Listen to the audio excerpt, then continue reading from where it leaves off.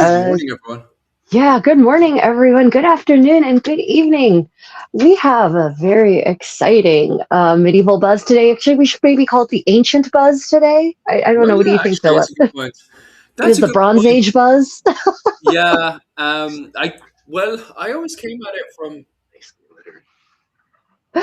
Yeah, Bronze Age buzz. That's what we'll call it. That's yeah, because we this new Christopher Nolan movie is coming out, right? And Mm, I it's already I don't I and actually I checked this out. The controversy started over a year ago already. a This year is ago.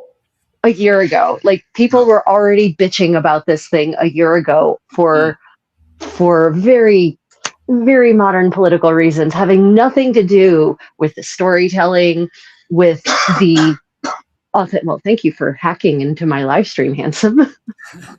For having nothing to do with the storytelling, mm. nothing to do with the authenticity of the costuming or the sets or the depiction of this ancient world. No, no, no. We were already off and running about gender and race and um, diversity casting. And oh my God, if you go to Reddit, it is a dumpster fire Oh under no.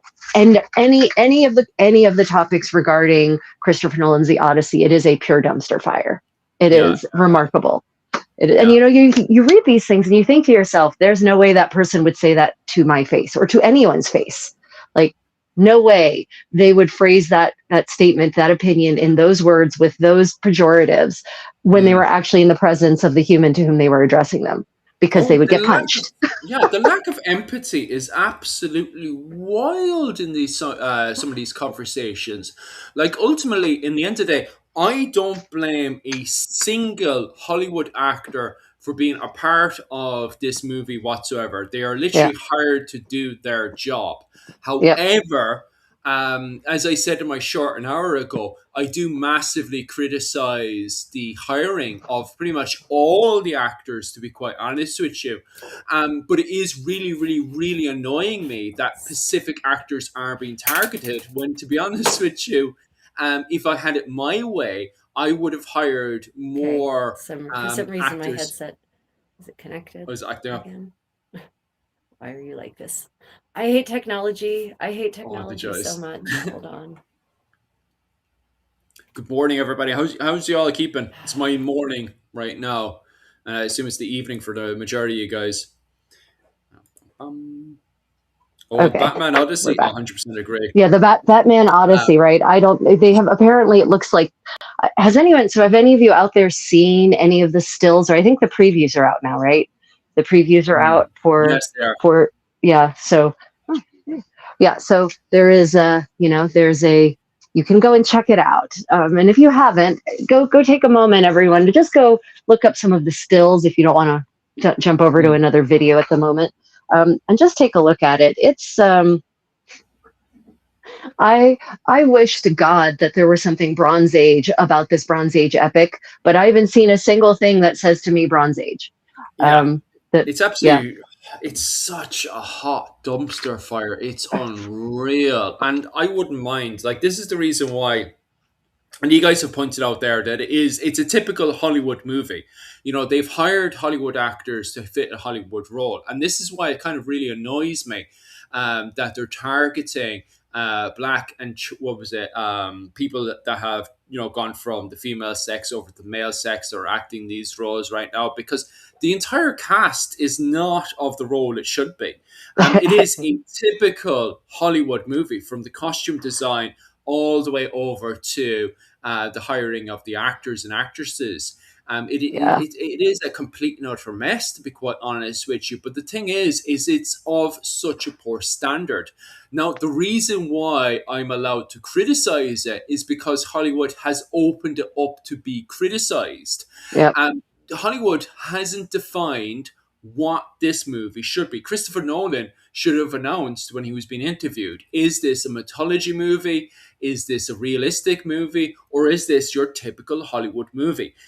Christopher Nolan hasn't announced this, and looking at it, it looks absolutely diabolical. All the costumes look very cheap. Like even if it was a Hollywood movie, okay, so we could turn around and say, okay, it's a Hollywood movie. This is going to be in a Hollywood style, the classic Hollywood style of the 60s or the 70s. We could then compare it to the movies of that period. But even from the standard of the Hollywood movies from the 60s to the 80s, it's still, even costume wise, is absolutely diabolical. And the Yeah. coloring is so bad. Why is everything completely black and grey? Like, it was so one thing when things were slightly, everybody looks poor and peasant like, but now everybody is dressed in utter, like, there's an entire Roman outfit that one character has on, but it's all blackened. It's completely black. Why is it completely black? And why is the mood in this once again insanely depressing? We never Yeah. seen this in classic Hollywood of the 60s, 70s, and 80s. Now it's Yeah. just black and, depressing. It's the so-called blue filter, which is technically not a filter, but Mm, in any case, yeah, the classic blue filter that casts a pall over everything and evokes a deep sense of dread and psychological terror to put you in the mindset of this crew that spends 10 years going what should only take them like 6 months to mm, do. Um, it's I have to say some of the shots I was impressed mm, that some of the interior scenes they actually have really brightly painted walls. They mm. actually have, and it looked like Bronze Age. Okay. Wasn't able to get really good a look at the interiors, but the the shots I did see, it looked almost like Mycenaean Minoan style frescoes, which are crazy bright and garish. And I was impressed with that at least. Mm, It's like, oh, good. It isn't a pure white uh, classical world that the people in the Renaissance completely misinterpreted because all the statues they saw had been washed of their paint.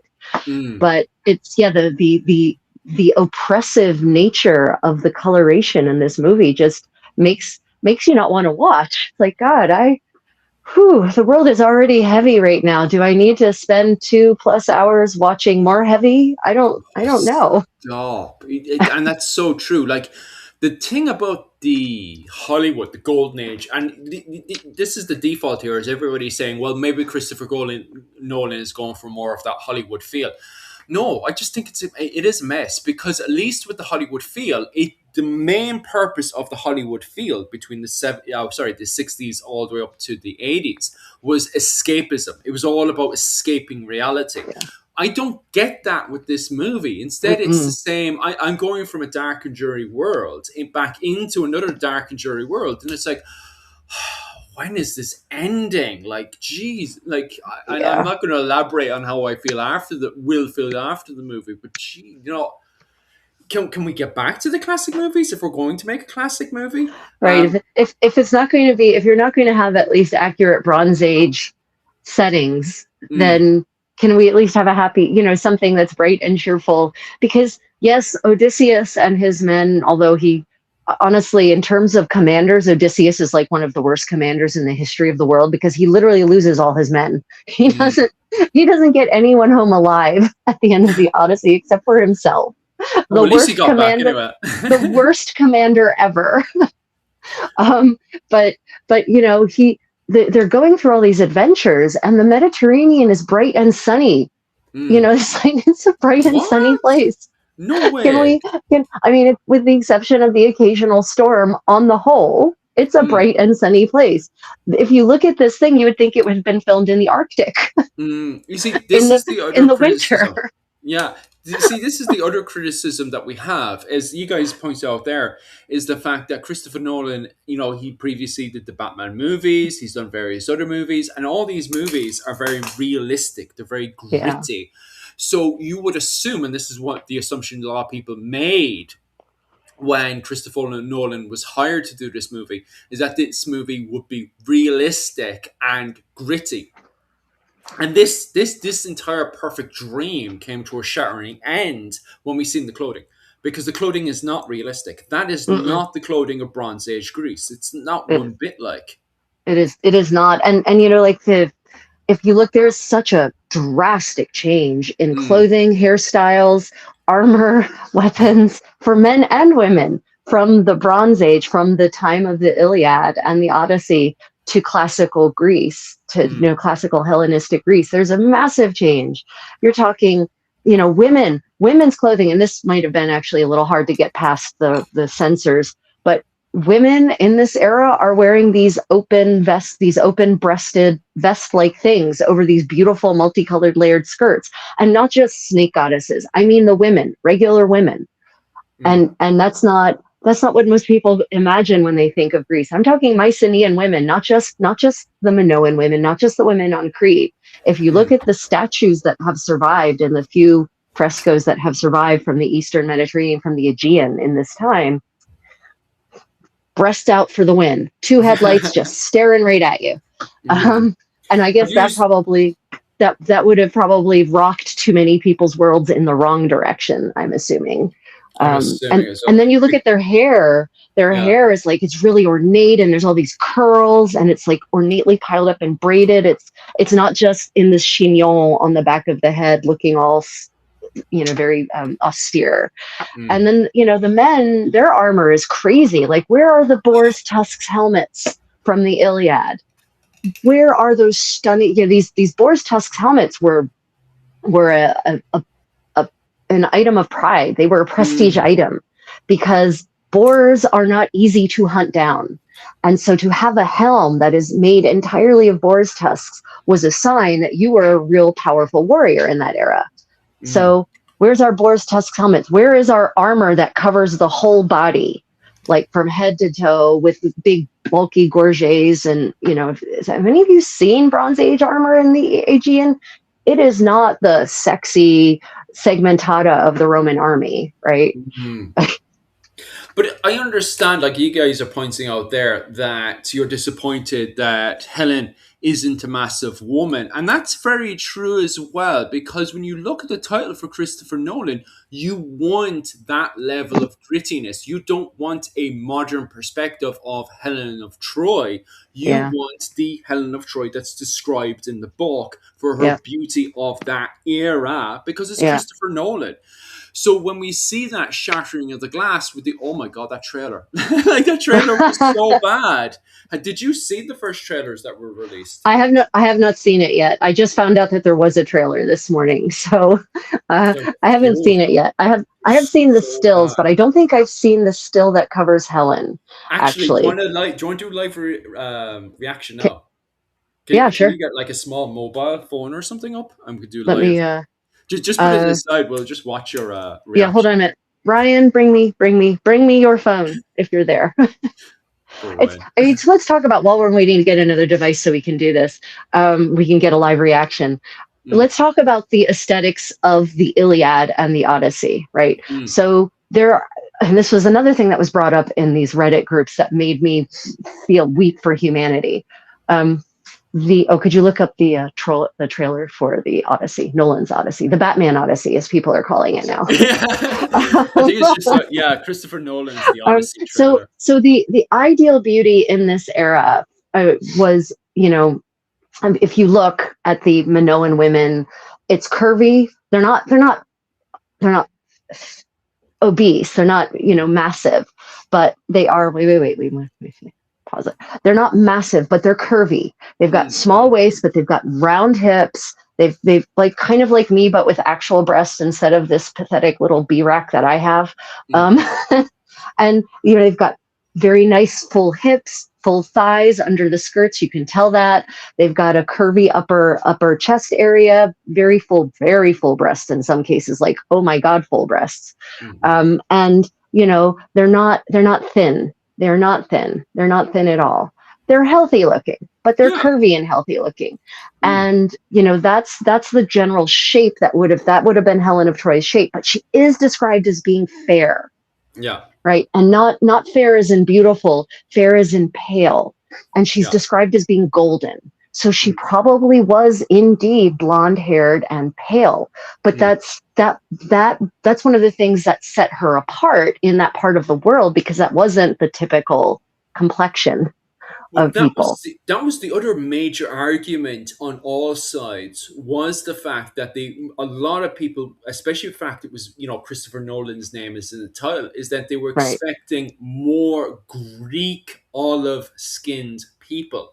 Yeah. And this is why it also got very racist very quickly. Is that this wasn't a problem for people until they seen a black actress, and then people were like, "Hey, wait a minute." This was already a problem when there was a bunch of white, milky people in this movie. Like the majority of the acting cast is white, milky people. Right. There isn't a single, so far, people haven't been able to name one single Greek olive skinned person in this. Like there's just no attempt to have any of that in there. It's all white, milky skinned people and Right. one black person, you know? And even the fact that people highlighted that and said, oh, well, that should be the standard. Like, oh, no, no, stop, stop, stop. Like, I mean, the Ithacans, Odysseus is the king of Ithaca, should be mostly olive skin. Like that's their thing. So at least Odysseus and his men should be. mm, Now, I will say that the Eastern Mediterranean, this has always been true. mm, Northern Africa, because the Odyssey doesn't just take place in the Eastern Mediterranean. That's something a lot of people don't understand is the geography of the Odyssey. Right, yeah, the geography of the Odyssey is like the whole Mediterranean, and mm, some people theorize that maybe it goes beyond the Gates of Hercules. In fact, mm, so out into the Atlantic. mm, So it covers Europe and Northern Africa, right? So mm, it is absolutely likely that in the Odyssey, in the world of the Odyssey, they would have encountered people across like of many colors, shall we say. mm, It would have been, and in my opinion, if you make a goddess, mind you, a goddess, if you make her black, I don't care, that's a goddess. She yeah. can be anything. She's a damned goddess. Mm, mm, mm, mm. Not a historical figure. Well, you see, um this is the thing, is that it was already a big, massive mess yeah, regardless. But as you pointed out there, she isn't even meant to be representing a human character. So you're right. talking about a hot mess, and on top of that is the fact it wasn't a human character. But those comments got so racist so quickly, God and damn. she Yeah. she blatantly got targeted for being black. Yep. And it's like, wait, you're targeting that one black person when you've got an endless list of these, and they were hired because they were Hollywood actors who Yeah. are milky white skin. And as you guys pointed out there, oh yeah, but rich people were white. Yeah, but they were white from a Greek standard. Yeah. Yeah. It, you have to remember that they are white Greek. They are not British milky white skin. Like, I am naturally British white, well, Irish. Ignore everything I just said there. But I am naturally Irish, milky white skin, right? If you put me out to the sun, I will burn. If you put a person from Greece out to the middle of what was it called? Greece, and you have him sunbathing all day, he'll come out beautifully bronze tanned. Yep. Like, his skin turns bronze. That's how Yep. olive skin goes. It goes bronze color. Yep. And even if they go inside, you can still see the ethnic look of someone from Greece. And Yeah. people, and this is the thing, right? People from Greece who are popping up on the comments and stuff, they're not arguing at the fact that it was a black woman's in this Yep. role. They were already frustrated and angered that there wasn't a single Greek actor in that entire lineup, which is just classic Hollywood, you know? Yeah. So actually, I saw an interesting comment from someone who was Greek. He said, I, I actually am glad there are no actual Greek actors from Greece in this Yeah. production. He said, because there's so few, he said, most of them are, this is him, this is not me, not me. I am quoting a Greek person. He said, most of the Greek actors are crap.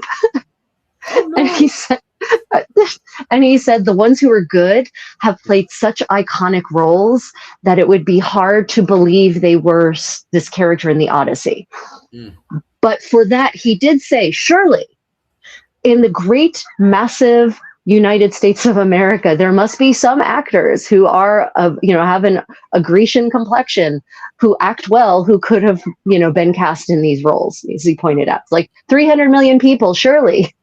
Lots of Greek immigrants who've come to America. Surely there must be some actors amongst them who could have played these roles, right? And I agree with that. I'd like to clarify, not my opinion of the Greek acting profession. I have no idea about how the quality of the craft in Greece. This is apparently, and I read this from a couple of different a couple of different people from Greece who said, yeah, actually, I'm okay with them not having been Greek actors from Greece right now, but maybe some, who actually look like they're from Greece. Yeah, it is a hot mess. Oh, Zendaya is a goddess and can play anything. I mean, yeah. I'd allow John Stamos to play any role he wants to. who's Yeah, John Stennis? Let me have a quick look while you're yeah. setting up there. You would recognize him if you actually saw him for certain. Oh, Guaranteed, I probably recognize him. Give us one sec there. I have no gawk. Oh yeah, what roles yeah, have he done? Oh, Full House. Oh, no wonder I missed him. Dun, dun, yeah, dun. Oh, ER. yeah, Yeah, yeah, I remember him from ER. God, that was back in the day. Bum, bum, bum. yeah, yeah. It was. Um, anyway, so I have now queued up. I have queued up the the trailer. Let's see, how long is this trailer? Oh God, it's 2.5 minutes long. What kind of trailer is 2.5 minutes long? That's ridiculous. That's I okay. Is can't. this? What's the name of the trailer? I'll quickly actually have Let me see. Yeah, a yeah. So the trailer is gawk the to Odyssey say as well. official new trailer. Yeah, it is literally the Odyssey Odyssey official new trailer. official new trailer. It's at Universal Pictures, so it's the official thing. These trailers have gotten so long that you don't have to watch the movie anymore. So, It probably tells you the okay, I've whole seen the movie. trailer. I'm good. Don't need to go see the movie now. The It's Odyssey new crazy. trailer. I'm trying to. Oh, oh no, it picks up there. 1 second, sorry. The Odyssey new trailer. There you go. I was trying to use the sound thing so I could be faster. Yeah. Okay. Let's see. Okay, are we ready? Ready to watch this? Yeah, Oh go for goodness. Okay. Let's see. Appropriate audiences has been approved for appropriate audiences. What does that mean? it. So yeah, if you all want to watch along with us, we're watching the Odyssey, the official new trailer. Broken up ship parts. Okay. Okay. The Hollywood opening isn't too bad, but you're right. It's basically telling the whole story at the start. Like why am I going to go watch this movie now? I mean, okay, so they actually have a Mycenaean looking citadel. Well, it's supposed to represent Troy. Good, Mm. that actually looks right. Okay. Oh, a lone man walking in the middle of the ocean on low tide. There's some definite pathos there. But it is mad. Oh, It's 100% trying to sell the entire movie through the actors, because straight away yeah. you have a lot of huge names in there. Like, Yeah, God, it's so, how many of you have been to the Mediterranean? I've spent a lot of time in the Med, and it is never this dark. yeah, Even in the midst of a storm, it isn't this dark and depressing. mm. Wow. Oh, the ships. Oh, those are not Bronze Age ships. Nope. No. But what's this whole No. fascination of trying to make it as Roman as possible, or at least have a Roman interpretation of it? And those all this Roman armor. What the hell is that? Yeah, Snow? exactly. Snow? Was that snow I just saw? What is this weird full plate armor that looks like out of some Oh, dystopian stop. science fiction movie? And then the Viking boats as well. The Viking boats. Yeah, Why? got What Vikings and is everything on the go. why doesn't Matt Damon have a tan? Why doesn't he have a tan? He is literally on the ocean for 10 years or living on a beach with a goddess for part of it or a sorceress. So why doesn't he have a tan? But there's no color. It's just all black and white. It's all gray and yes, we froze. Are you kidding me? We didn't, did we? It's not Did, frozen yet. Give us a second. are we frozen on your channel? Because if it's frozen on my channel again, I'm going to have some words with Restream and not Oh yeah. frozen on yours. 1 second. The restream just doesn't like you. Give us a second. Yeah, you're frozen on your own side. Completely frozen. Great. Not Okay. moving. Yeah. I think you're back. You think we're back? Okay. You're back. You start moving on my on my channel, not Philip's channel. Oh, you're running Could you again. get on the horn with Restream, please? Tell him it's happening again. Like as we speak. Oh look, I've got a little weird tail. Wow. Okay. Well, so I'll be honest with you all. One of the things I loved about reading the Odyssey when I was little was the mythical side of it, right? All the interactions with gods and goddesses and monsters, and the exotic nature of this world that Odysseus is accidentally exploring on his way home, right? So the trailer makes it look like it's just kind of endless action, and I don't really care for action movies. They literally put me to sleep. Action sequences just they put me, my brain shuts down. My brain thinks, oh, more action that doesn't actually advance the story. Yeah. That's exactly what my mom was like. My mom is very, very bad for that as well. She loves anytime somebody goes off and makes a TV show on the Tudors.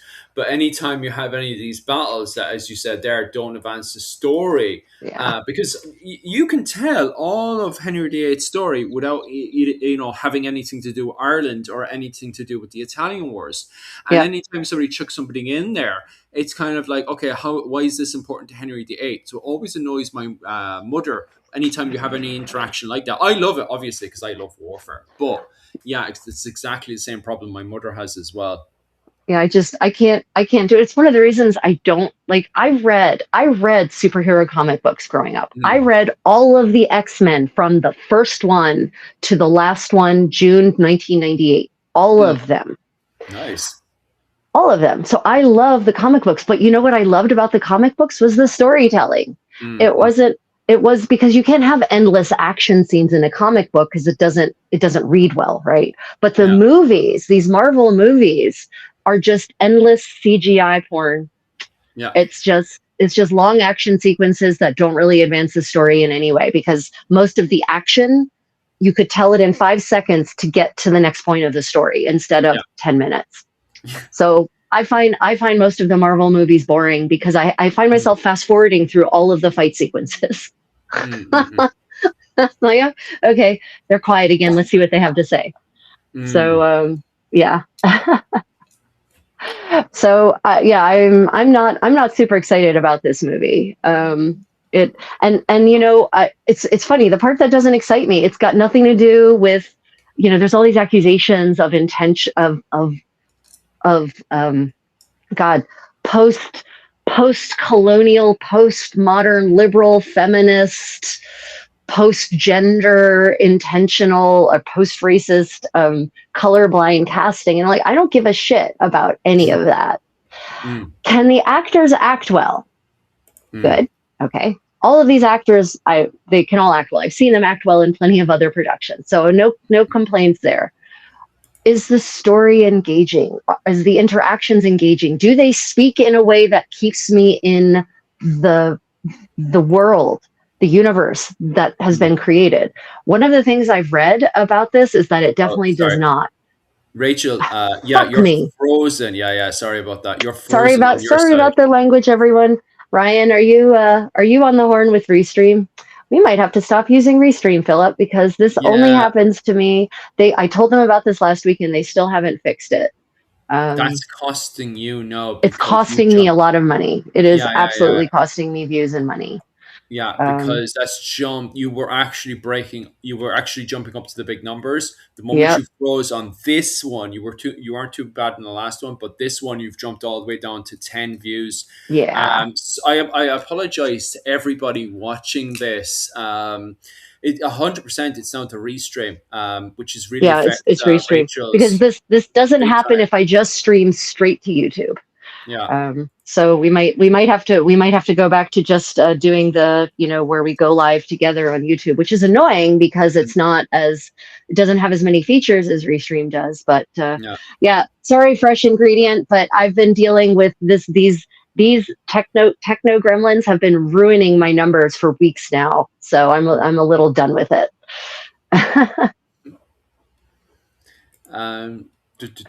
Oh, that's Yeah, funny. I don't watch any of these questions. I just watch don't watch the films. I listen to people opining on them. the thing is, though, this entire clique, like the purpose of the movie was a part of this whole modern art that they have going on in Hollywood right now, and for a bunch of Hollywood actors to have these great monologues and then put in a bunch of cheap CGI, like Right. it's such a modern Hollywood movie. Yep. That just doesn't do anything. And Christopher Nolan seems to be tied up with the politics that's going on, to be honest with you, because I do not consider this to be a Christopher Nolan movie. I see this as a political Hollywood movie where Christopher Nolan was told that he needs to have this style of Hollywood movie in it, which is a modern Hollywood movie, not the classic Greek Hollywood movies that we want. And the actors, he was told he had to hire these actors, in my interpretation. And he was told that these actors had to give these monologues to really, boom them up to go and get Right. Golden Globes or Oscars or whatever is out there. Oh, yeah, And yeah, yeah, yeah. yeah, Yeah, political in that sense. Yeah. When also, so apparently some of the language that I have seen is just terrible. yeah, It absolutely, there's an exchange between Telemachus and, damn it, the character Robert Pattinson plays, one of Penelope's asshole suitors. mm, Um, and Antinius. Damn it, his name has gone out of my head. Anyway, there's an exchange between them in which the words dad and daddy are used. mm, yeah, Daddy, the least epic word I can possibly imagine. mm, It just like pulls you out of the character. You're like, Telemachus is the crown prince of Ithaca, basically, mm. right? He is of royal blood. He has been raised as a prince in a royal household. His father is the king of Ithaca, which, yes, granted, is a different idea of kingship than we have in the modern era, but still, he's not going to call his father daddy. He's going to refer to his father as father, my father. And Mm. little linguistic things like that just completely pull me out of the setting that is being created. Suddenly it's not an epic anymore. Suddenly it's some kind of rom-com, Yeah. um, or some kind of modern TV drama. So Mm. it's little really weird choices that seem to have been made, and God, and we can't. Here's the guide. So if any of you understand how movies are made in Hollywood, the director only has, in some cases, limited influence on certain aspects. The producers, the people providing the financial backing, have a lot of say Yeah. in things like that. So Mm. if some producer came along and said, well, I want this to appeal to a more modern, not just a modern audience, but a more general audience, a less erudite audience, a less literate audience. And then, so instead of him saying father, that just sounds so stiff. We should have him say daddy. That's That's going to 100%. create, right. That's going to create more of an emotional connection to the audience. Mm. So, yeah, I think I don't think I think it's unfair to blame Christopher Nolan for everything that I is don't wrong blame. with this I movie. I Yeah, 100% do yeah, not blame. I know everyone's blaming Christopher Nolan on this, yeah, but he is literally doing what he is paid to do. The yeah, actors, the way people are crucifying the actors and actresses in this movie yeah, is absolutely disgusting. When they yeah, are literally being hired to do a job, it is the exact same thing as you, if you were a plumber, being hired to go and do a job on this mansion or building. You go and do your job, and yeah, then afterwards somebody says, you shouldn't have done that job for that person, he feeds people to alligators. It's like, yeah, wait, how am I first off supposed to know that that person was feeding that person to alligators? And secondly, I'm paid to do the job. I need to go and feed my family and whoever afterwards. I'm right, there to do a 9 to 6 job. Leave me alone. And I yeah, would say the same thing to everybody else. If you're paid to do plumbing to some guy, whatever that guy does in his free time, that's your business. If he tells you yeah, to do the plumbing in the room where somebody was being chopped up, well, that's where it gets a wee bit funny. But ultimately, you're still there to do a job. yeah, So yeah. You it, you have to do what you're told, or yeah, get sued for breach of contract or yeah, whatever, right? So I I definitely don't. I don't think that I at least based on the information I have, we shouldn't be crucifying Christopher Nolan for this. But Mm. you know, did you? So here's a sad note. Have you ever heard of the movie The Return? No, I haven't. Ha. So The Return came out a couple of years ago, and it is the Odyssey. It stars Ralph Fiennes Mm. as Odysseus, and he actually looks tan and haggard and worn out. Mm. And the lady of the library is who brought this to my attention. It actually does a much better job of conveying the Odyssey Mm. than this movie does. But unfortunately, at the same time as The Return came out, apparently this production was announced. Mm. And so it completely, everyone got really excited. Oh, and Christopher Nolan version of the Odyssey, that's going to be amazing. And Mm. so basically The Return got completely eclipsed, despite the fact that it has Sir Ralph Fiennes starring in it. Mm. So apparently that is a much better. I've looked at the stills, and I have to agree with the lady of the library. It is definitely, it has the right look to it. So yeah, there are better retellings of this. But the other thing, that the Odyssey is a long epic. Yeah. It is not a short read. And even if you cut out some of the, what I would call extraneous exposition parts, or shorten the exposition parts to make them less long, Mm. this should not have been one movie. Yeah. This should not have been one movie. There is so much that's going to be lost by turning this into 2.5 hour movie. The Odyssey deserves like a whole season on Netflix or something. There are so many little mini story arcs within the Odyssey that you're going to have to cut out to fit it into 2.5 hours. So I don't even know what's going to be left in at the end of this. It's going to be an absolute mess that makes absolutely no sense, but they'll be able to cut bits out of this look absolutely amazing, because I know for a fact what the plan is they get for some reason, we'll see what the bigger picture is in the next 5 years. But what they'll do is they'll cram all these actors into it. And then each actor is given a monologue, right? Guaranteed this is how it's going to work. Each actor is Right. given a monologue, right?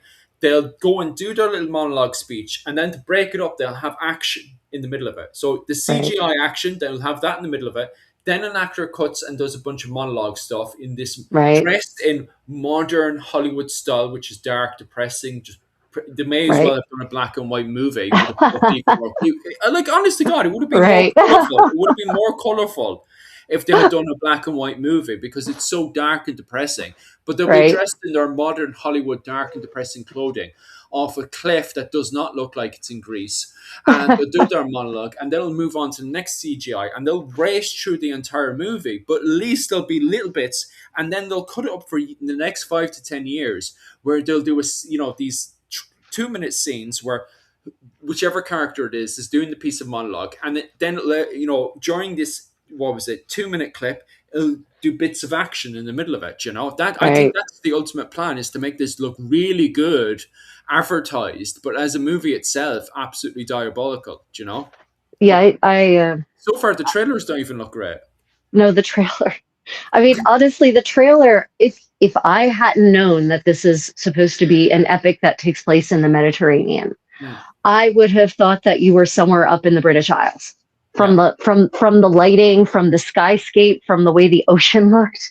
I mean, the ocean is described in the Iliad and the Odyssey as being wine red, right? It's the wine colored, rather, the wine colored ocean. I'm not seeing the wine colored ocean in this production. One thing I will say, it's clear that Nolan did at least lean into the mythological component. So this isn't it's not like the movie Troy 20 plus years ago with Brad Pitt, where there was almost no presence of gods or goddesses or demigods, right? It was more presented like a real historic war that happened. This one leans into the mythological. What are you looking for? This one leans into the mythological. So I would be excited about the idea that maybe we'll actually see Athena in Mm, some capacity. Artemis rather do Artemis actually playing her role in this whole thing. I mean, there's it was Athena and Artemis, right? Like actually doing the thing Athena, sorry, that she's supposed to do, right? mm, But which is kind of guiding Odysseus and protecting him, and maybe we'll actually get to see a council of the gods, which actually happens in the Odyssey. yeah. Could be, Mm, could be. I would be excited by that, but in 2.5 hours, I don't know that there's time for that actually. yeah. Considering all the action scenes I just saw in the 2.5 minute trailer. Yeah, it's absolutely wild. Somebody else made a very, very good comment as well. I feel like it's a rage bait movie. Yeah, I wouldn't say Yeah, bait movie per se, but it is definitely a Hollywood political movie. It's a great movie for themselves to gives themselves a pat on the back, do whatever goals they need to do within Hollywood itself, and then ultimately, I guaranteed I can see this getting. I'd be very unless they annoy the wrong people. I can literally, and it will baffle us for the next 10 years. I can see them getting an Oscar. I can see Oscars being given out. What do you I think? don't know. Well, I don't. I have to see the movie before I decide that. But it might get an Oscar for, God forbid, best costuming, ugh.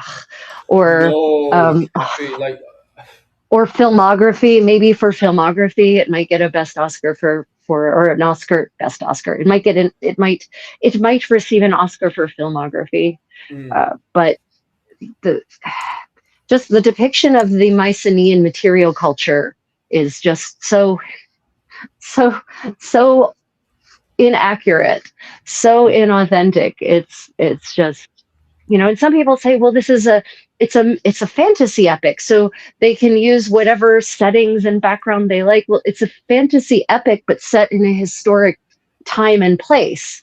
Like mm, these are real places that actually existed in a real time, and Homer was writing from Homer's perspective. mm, The dividing line for Homer between history and fantasy is non-existent. yeah, So, in his mind, this took place in what we call the Bronze Age. He didn't. yeah, He, for all I know, he might have actually referred to it as the Golden Age mm, of the Aegean.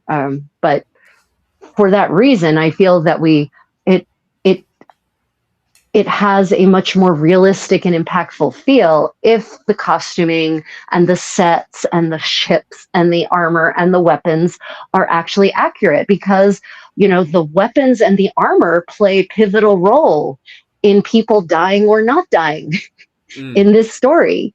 So if they're not wearing the right armor and they're not using the right weapons, then you might say to yourself, why did that person just die? He's got a he has a solid he's got a steel breastplate. yeah, Not even bronze. It's the Bronze Age, but he has a steel breastplate. Huh? And he's got a steel breastplate. Why in God's name would that spear have penetrated it? Right? It wouldn't have. mm, So, these things, and apparently not apparently, I know this for a fact. Archaeologists reference Homer's works to mm, help them identify things they find in their digs. yeah,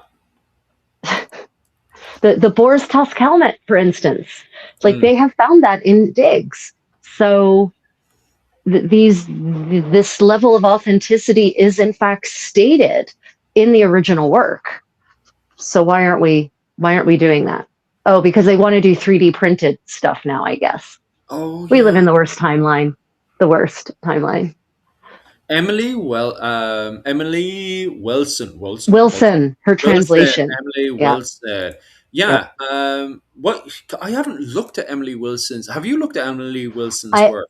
I haven't I haven't it's been a couple of years since I've read the Odyssey, so I definitely haven't seen her translation. I've I have read the polemic over Mm, her translation though, and it is very interesting. okay. Um, translation. I am a professional translator, so I actually know whereof I speak. Mm, Translation is not what most people think it is. mm, Most people imagine that you take a word in, say, ancient Greek in this case, and you substitute in the equivalent word in modern English, and mm, that's translation. But that is not what translation is. Translation is is the communication, the conveyance of equivalent ideas is a good translation. So a good translation will try to get to the root of the sentiment, of the idea, of the cultural context of the original work and convey that across. Ah, right. Because I'm quickly scanning because you pointed out a very good thing there. Like who was the historian that worked on this and stuff, and it keeps popping up Emily Wilson, Emily Wilson, Emily Wilson, and her translation. And maybe you'll correct me on this one. Her translation only came out in 2017. It's a very new translation in the history of translating the Odyssey. Yeah, yeah, yeah. Because Exactly. people have been translating the Odyssey for over 2,000 years. So yeah, in terms of the it is a recent translation, and one of the things she apparently translating poetry is one of the hardest things you can possibly do, and the Odyssey is a poem. It's an epic poem, and was supposed to have been sung. It was a song, so Yeah. the bard would have sung the work. They wouldn't have just recited it. And maybe even with musical accompaniment in some cases. And it wouldn't have been something you did in one evening. Like it would have been done over multiple evenings, multiple sessions. You know, kind of like a live streaming on Netflix where they don't drop all the episodes at once and you actually have to wait until the next one comes out. And so that meter is part of the emotional inventory of the epic. That melody, that music that is inherent in the poetry of the work. Some translators have decided it was too hard to even try to preserve that, and so they didn't in their translation, meaning that in some cases they came up with a prose translation. Emily Wilson apparently tried really hard to preserve the poetry, the meter of the original work. And to do that, she had to make some choices, as a translator must in all cases, no matter what. She had to make some choices about excluding certain things or including more of a certain thing, for example, double adjectives, to preserve the statement. So instead of just saying the fair Helen, the fair Helen, or the beautiful, beautiful sky, that sort of thing. But one of the things she really tried to do, apparently, I was reading up on this, she tried to get to the original meaning of words as much as possible, rather than over-interpreting them. Okay. So I'll give you a specific example. This is a very good one, and this is one lady of the library pointed out. So all credit to her for pointing this out. So kunopis is a word in ancient Greek, and Ancient Greek is not my language. I have no idea about the spelling or the pronunciation rules, so forgive me for any mispronunciation there. But kunopis is a word that appears a lot in the Iliad and somewhat in the Odyssey, and it means it literally translates to dog face. Oh. Literally, it is not a compliment. It is absolutely an insult. It is an aspersion.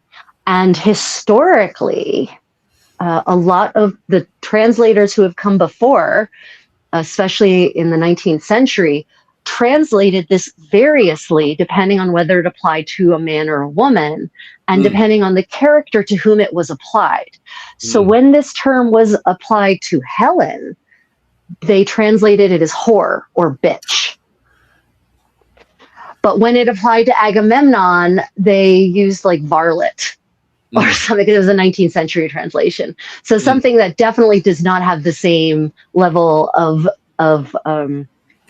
doesn't have the same pejorative nature, right?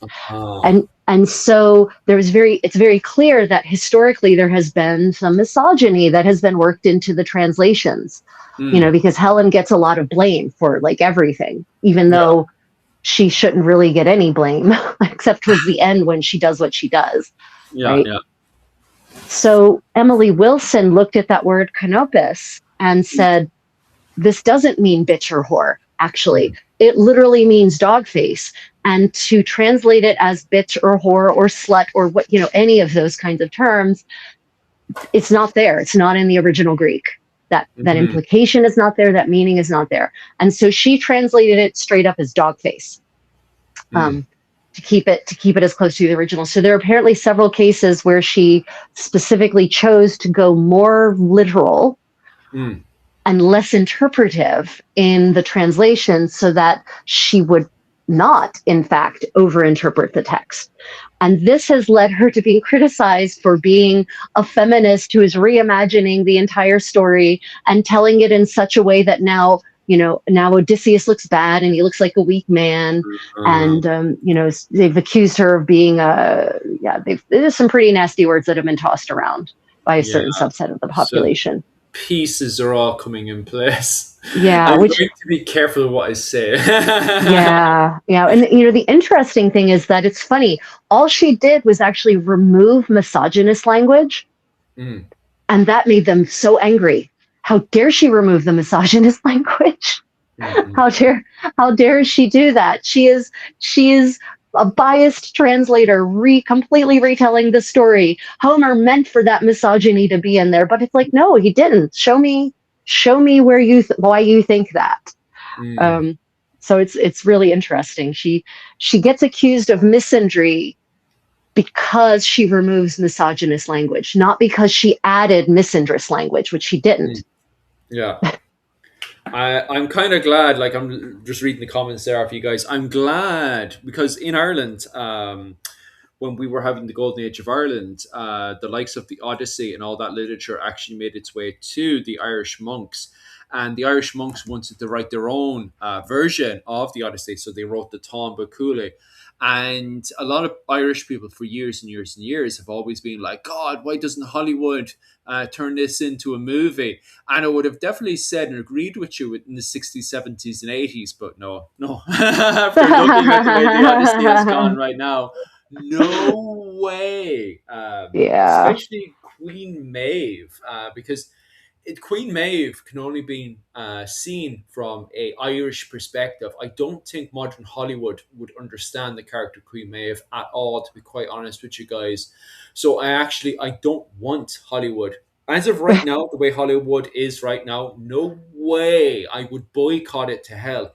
If they tried doing the Táin movie, no, I'd boycott it to hell. No way. I wish they would just leave the Middle Ages alone entirely. Like, honestly, Hollywood should leave anything before 1600 alone. Just don't touch it.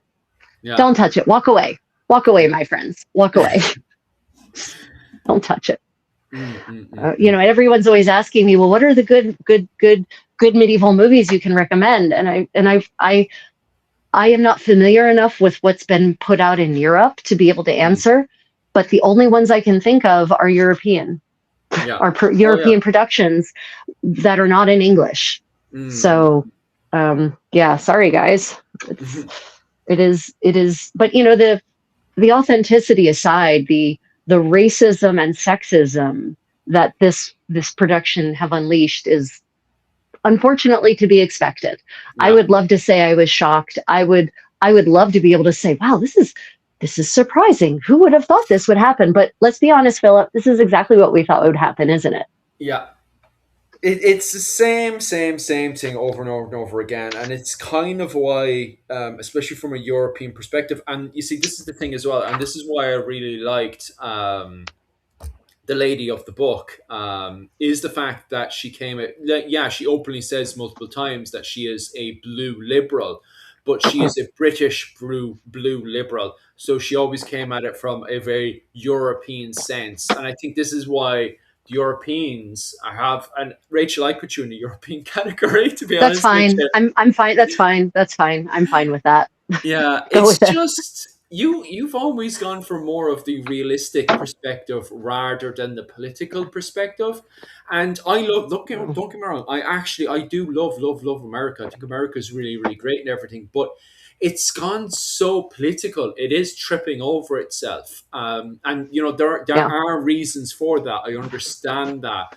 But at the same time, I think if Europe was to make the Táin Cúile but had Hollywood's financial backing, it would be absolutely amazing. It wouldn't, because it would just be CGIs, Philip. It Oh would no. be a bunch of actors in bodysuits with little balls all over them. There'd be no costumes. There'd be no sets. It would just be Well, CGI. You don't want Hollywood to touch that baby. okay, okay. Mm, Well, they just mm. had the same money. No, no, no Yeah, Hollywood. there you It's go. just the same There money. you There we go. go. There we go. Because yeah, it's just too. Yeah, it is. And don't get me wrong, I do like America. Like I've been to America a good few times and had some amazing times in America. But God, like politically, like you can see that with the Odyssey. Like if that was done in Europe, like first and foremost, you'd have the Greeks that would automatically pull it straight to Greece. So you'd have Yeah. an on-site area, but also on top of that as well, you'd have an amazing selection of actors. Like people wouldn't even think twice about not hiring a Greek actor in there. Do you know, you'd have a great selection in there, or at least people that would fit in with the ethnic group around that entire area. So it would straight away like, and the only thing that could be criticized is straight away from Rachel's standard, because then the movie would be on a standard. Like Outlaw King was a very good example of that, where there's an attempt to have the costumes as historical as possible. Now, from my perspective, I thought the Outlaw King was quite good compared to Braveheart, at least. It's a Rachel, you low don't really bar. like what? Yeah. Well, That's yeah, a that's low true. bar, man. That's a But low bar. I thought the Outlaw King, I thought the clothing in that was quite good. I did like the clothing in the Outlaw King, but you said you didn't like from the trailers and stuff. You didn't like the clothing. Yeah, it was still fantasy, not medieval. It was nothing. There was nothing there that Robert the Bruce would have recognized as clothing. He Yeah, would yeah. have he would have thought that almost everyone, at least all the characters I saw, he would have thought, oh, they must be in some kind of mask performance tonight at feast and are depicting, an allegorical figure of chivalry or of prowess, or yeah, none of it was realistic. I Mm-mm. mean, at least it was colorful. Uh, you know, at least they wore colors, I guess. Well, you see, that's the problem as well, is that Hollywood has too many. It's all backed now by the tech billionaires in California, and they've Yeah. openly said that they don't care about what was it, the consequences. They just want to make money, and that was said this week by one particular tech billionaire. So, yeah, it is funny, funny, funny, funny, funny. I It mean, truly these isn't. But, I don't blame people for wanting to make money for a mm, profit, right? Like that's okay. That's fine. Movies should make a profit. They really should. That's how we get paid. mm, Is is that's how we earn money, is if we are paid more than we spend ourselves. I don't have a problem with profit making ventures, but there are enough people in this world who actually would appreciate the mm, beauty of an actual Mycenaean world, yeah. right? Who give us some credit, give the audience some credit, Mm, right? There surely are enough people that they could make a profit by making an Odyssey that is faithful to the Bronze Age. mm, It must be, and an Odyssey in which the people don't talk like they're from Boston. mm. Yeah, but this is the problem I had with the what was it called? The new versions of The Little Mermaid, is that all the versions are basically revolving around the 1993 version of The Mermaid, not the historical version. Yeah, not And the what I actual Hans Christian Andersen tale. yeah, Yep. what I mean by that is that people they think when you say the Little Mermaid, they think the Little Mermaid is 1993 The Mermaid, and so when new versions of the Mermaid have come out, in particular, there was one of a Jamaican actress who was playing the lead role of the Little Mermaid, Yep. and people were horrified. They were like, "Why isn't she white and ginger?" And many people, especially in Denmark, were like, "But she's not white and ginger. She's blonde and fat." And I'm Yep. not, I don't want to make, sound bad or anything, but in the actual story, she is the Little Mermaid isn't so little. She's a, Nope. large Danish woman with a big Danish accent. That's how she is described in the original sources. So when people are getting upset that it's a Jamaican woman playing somebody who's not American, white, and ginger, it's like, well, that's not the original source. That's a 1993 version that you guys now Yeah. think is historically accurate. Yeah, it's like Hans Christian Andersen's story would not fly over well with American audiences because it Mm. has a depressing ending. It is not a happy ending at all. It Mm. is it really makes you feel like, wow, why should I even be a good person in this world if Mm, I'm just going to end up as sea foam? yeah. Or wow, at least I didn't murder the prince to get my old life back, so I get to be a spirit that helps children for a Mm, while as a kind of purgatory. It is not a happy ending. So yeah, it's not a historical story, and mermaids are mythical creatures, so again, I don't care what color their human halves are. yeah. Somebody's asking, there Celts. There's supposedly around 3,000, sorry, about 2,800 BC. There is a conspiracy. It's in the conspiracy. It always will be a conspiracy.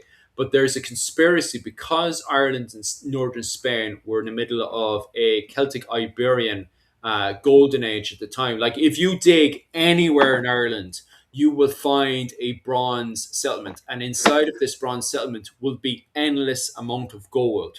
So there's no denying that in the Bronze Age in Ireland, and also it's the same stuff that's popping up in northern Spain. Furthermore, if you do a DNA test from somebody from northern Spain and do a DNA test with me, our DNA is pretty much very, very similar. My father's done a DNA testing, and his DNA is so similar to the same kind of DNA structure that's popping up in northern Spain. Yeah. So they reckon it's the same kind of Celtic Iberian golden age that was happening in around 2,800 BC. And so there's a conspiracy that when the Egyptians are talking about these sea people that rock up and start smashing Oh, around the the sea place, peoples, the old yeah, debate about the sea peoples. yeah, Yeah. yeah. There's a conspiracy that that's the Celtic Iberian people of Spain and Ireland who were swimming around the place and wrecking the place up. But that's a conspiracy theory. So that's the only Yeah, one I have.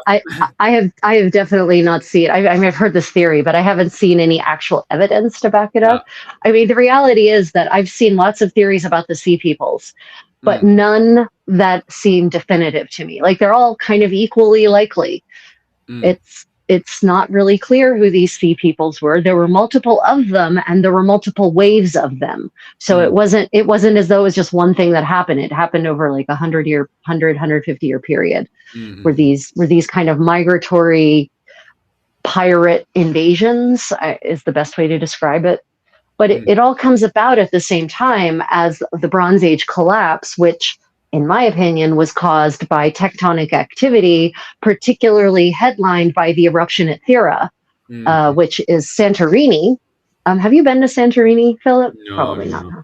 Do you know what Santorini is? no. God damn, man.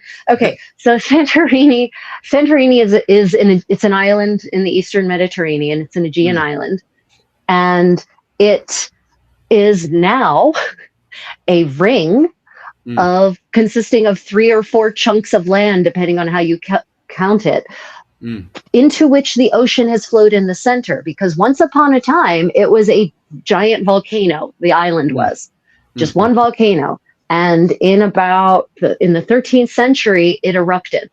And it mm, erupted so violently that the center of the island blew up into the sky and entered the stratosphere. mm, mm, And that level of explosion caused, nuclear winter all mm, across the Mediterranean. And it was just one of many major tectonic activities. And there's a theory that this is what brought Minoan civilization more or less to an end. mm, mm, mm, But when you have that kind of tectonic activity, you have that kind of event that probably causes a kind of, a summer without summer, mm, then you end up with all sorts of knock-on effects. You end up with drought, you end up with famine, you end up with flooding, and that causes people to go on the move. mm, Right? People, when your current local conditions become unlivable, humans generally get up and go somewhere else, especially mm, in the second millennium BC. So one of the theories is that it's that increase in tectonic activity that unleashed migrations of people, and the sea peoples were one of mm. those sets of peoples that ended up getting into ships and trying to find literally greener pastures. Which makes more sense, to be honest with you. When it comes down to the Celtic Iberian people of northern Spain and Ireland, there's tons and tons of evidence. Yeah. I'm not just making this up, by the way. If you go into the Oh National no, Museum yeah, of Ireland, 100%. the whole bottom floor is filled with these artifacts from the Bronze Age. Like people go in and they see it and they Yeah. go, "Oh, these are the Celtic artifacts of 300 BC." No, no, no, no, no. These are all those artifacts. The endless amount of artifacts are found in the bottom floor of the National Museum of Ireland. The whole entire bottom floor is just filled with Bronze Age Ireland finds. Like there's just so much of it, and it matches the exact same finds that you find in the northern Spain. And DNA testing has put the two of them together. And it's very strange as well because it fits into a story that's written around, well, it's documented in 800 AD, and that's the Book of Invasions, which is, God, what is the correct Irish for? Again, I cannot remember. But which tells the story of the Malaysians. Did I just pronounce that right? Malaysians? Malaysians. Regardless, there's this group of people and they appear in northern Spain and they immigrate over to Ireland and they end up taking over Ireland.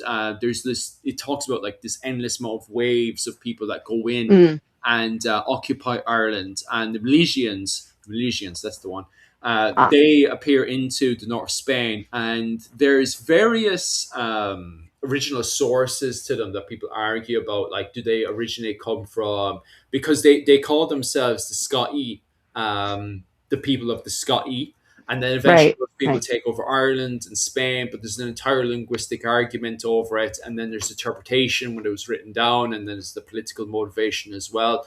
But people argue, do these people, because in the book of the Book of Invasions, in that book in itself, they claim to be the lost tribe of the Jews. But they right, also later on, describe themselves as the Scythii.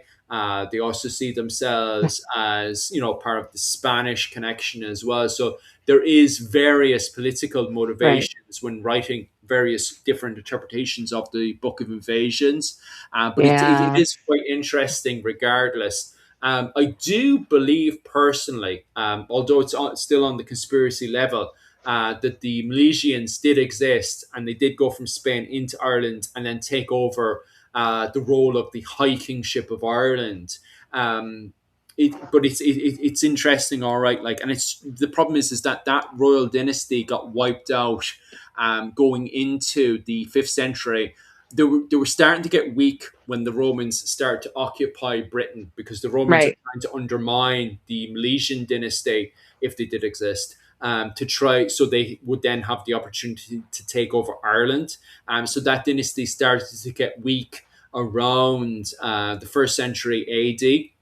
right, But by the time you get up to the 5th century AD, they're gone. They're replaced by the Nail dynasty, which is an Irish family. But the Milesians by that point, like they've been in charge allegedly since 2800 AD, all the way over to 90 AD, which is such a long time.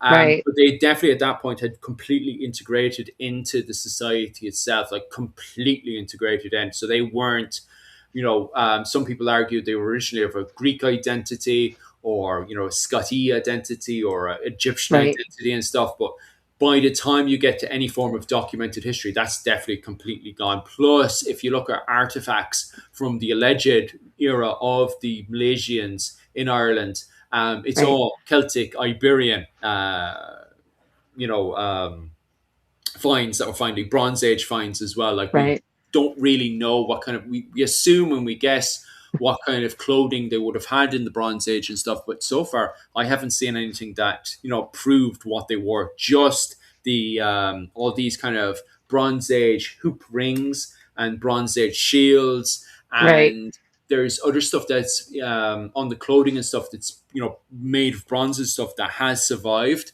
So all the jewelry has survived. The big hoop earrings and stuff, they have Yeah. survived, and the weaponry has all survived as well, perfectly intact in the the Irish National Museum on the first floor. I mean, most modern people, hell, probably a lot of Irish people don't realize that the Celts were a a migratory people, and at one point there were Celtic, I'll use the word tribes for lack of a better word, that Mm, that had settled in most of Europe, like as they moved westward. So, Germany, big Celtic presence in the Bronze Age, big Celtic presence, massive royal tombs, amazing gold work, amazing, very, very clearly very sophisticated civilizations. But like you said, the only thing that survives is generally their metal, right? mm, The metal pieces. Like they didn't leave written records, so any records we have actually post date them. mm. Um, but they were everywhere, and they started in the east. They came from the east and they migrated westward. So Mm. a lot of people don't. They think, well, the Celts are forever from Ireland. That's their point of origin. It's like, no, Yeah. not at all. Not in the Um, least. I just with the just to make it clear to the comment section, I'm not a genealogist, and I don't specialize in DNA because you guys are bringing up all the DNA and stuff. Don't specialize in it whatsoever. I'm kind Mm-mm. of telling you guys what I'm being told, and on top of that as well, because of DNA testing right now, that from my perspective, that goalpost keeps moving like there's no tomorrow. When I was a child back in the 90s, and Rachel was probably told the same thing as well, is that from our understanding back in the 90s, the Celts originated from Austria up in Hellstadt. However, that scenario now Oh, seems to have completely no, way changed as well. further. Way further east than that. Hallstatt. Nah. Mm. Is that what you learned? That's not what I learned. Go on, what did you learn?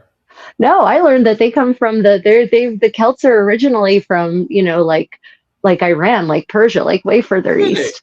Yeah. Jesus, that's completely Yeah. different. We have the Indo-European interpretation now of 300 BC, but I'm that's even further back again, where I'm just like, and I'm not saying 300 BC. I'm talking about like way before 300 BC.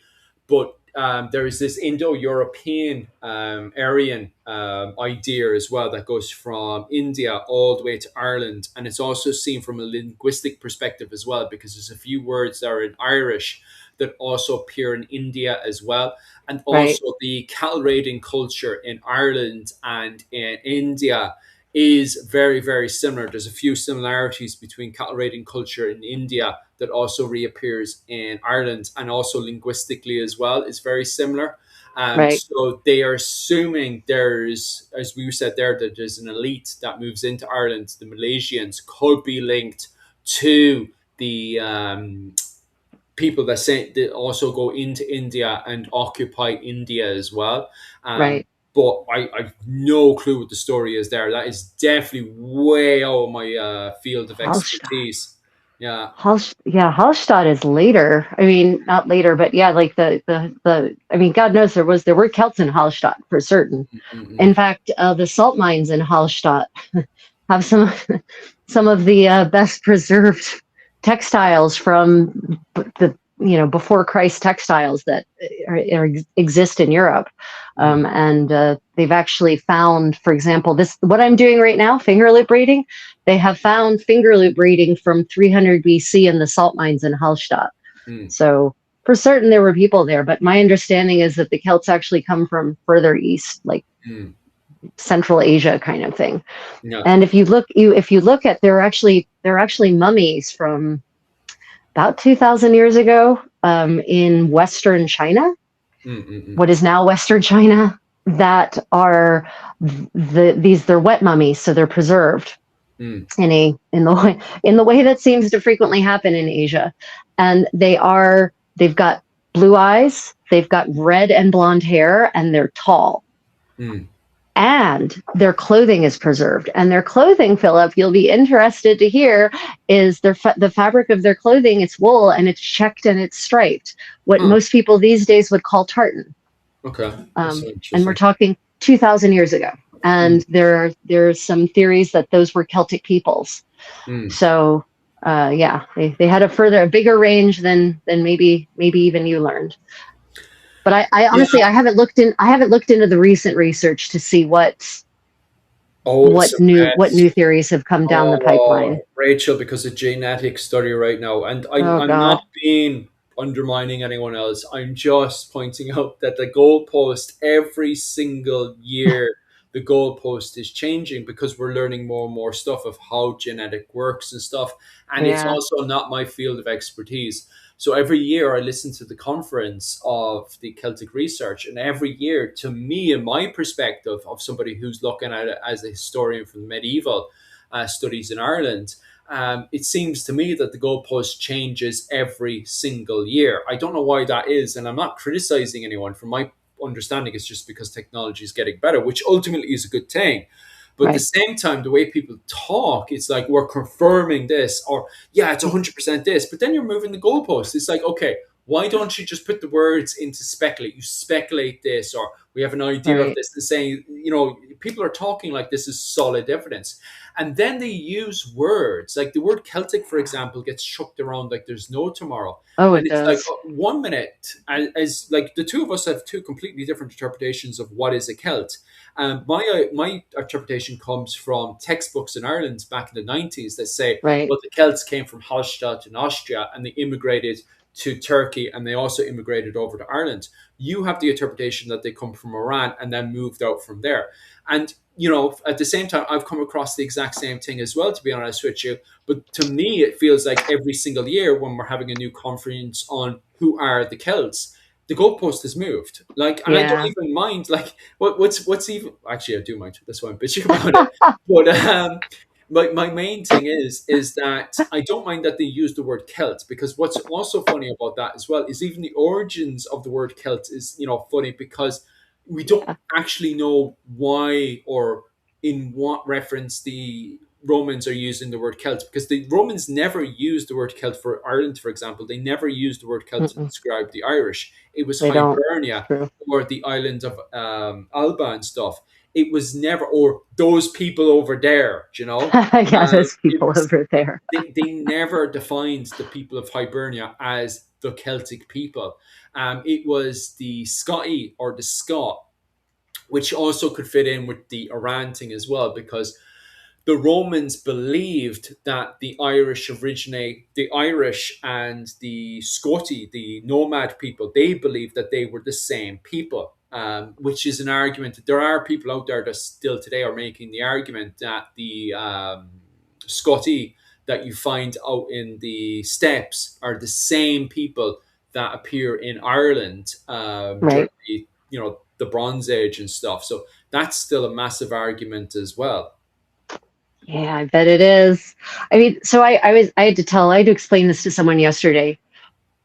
In school, in Mm, primary school, elementary school, middle school, high school, pre-university, history is presented as though there is an objective record mm, from the beginning of human civilization, that someone in every society is writing down everything that's happening every day. And so mm. we just objectively know Yeah. what history is. But the reality is that that's not how our understanding of history works at all. That's not how historiography works. Mm, History is our understanding of history. The history itself isn't changing. Like the events that happened in the past, they happened however they happened. mm, But our understanding of them is constantly evolving because new sources are coming to light on a fairly regular basis. New archaeology, new written sources, new reinterpretations of the sources. Literally, like better translations are coming out. And so we're getting a different understanding. So the things we're taught when we're 10 mm, about, say, the American War for Independence might no longer be true mm. because we may have found new sources that show that that previous understanding was either incomplete or even outright incorrect. Yeah. So I really prefer to use terms like seems. It seems that Yeah. the Celts originated somewhere on the steppes, for instance. It seems that, the ancient Egyptians are one of the earliest civilizations to have invented writing, right? It seems that because that's our current knowledge base. Mm. But we don't know because we don't have time machines. Yeah. Well, you see, that's even an interesting point, is that many people assume that the Irish only start to get writing in 410. However, linguistics are pulling their hair out because they can't understand that in 410, why the what was it? What's surviving, which is the Ogham writing. Why Right. the hell is Ogham writing so advanced? These are Irish people that are very, very intelligent when it comes down to writing. And then on top of that, if you read the Tomba Cule, which is meant to be the Irish version of the Odyssey, is Right. that Cuchulainn pulls out a wooden tablet and he starts writing. Cuchulainn is meant to be living in what was it called 30 AD. He's meant to be living in the same time as Jesus, right? Right. And he whips out a wooden tablet, just as you would see in Rome or Bethlehem and stuff, and he just starts writing away. Now, is this a thing of monks in around 500, 600 AD who are what's it called, reading Roman literature and saying, oh, well, if they have wooden tablets to write on, we have wooden tablets to write on as well? Right. Or is it the case of, no, they legitimately had wooden tablets in 30 AD? We don't know because Right. the wood didn't survive, you know? Yep. Yep. And that's the thing. The book didn't survive. Mm, So again, it seems that. yeah. And based on the evidence, for example, the writing system, it makes no sense that a fully fledged, as a linguist, it makes zero sense that a fully fledged writing system appears from nothing. Yes. Yeah. That makes no sense. It's just like in the dance world, it makes no sense that a fully fledged dance repertory in the 15th century just appears out of nothing, that it's invented from the thin air. That makes zero sense. It clearly must be part of a tradition that has been going on longer. But where I draw the line myself is saying, and this is how it must have been before. Because we can't say that. We don't have evidence of that. But what we can say is, in the case of Oakham, for instance, it's very unlikely that a sophisticated entire writing system was invented in one day from nothing. Very unlikely. So it must be emblematic. It must be indicative of some system that had been under development.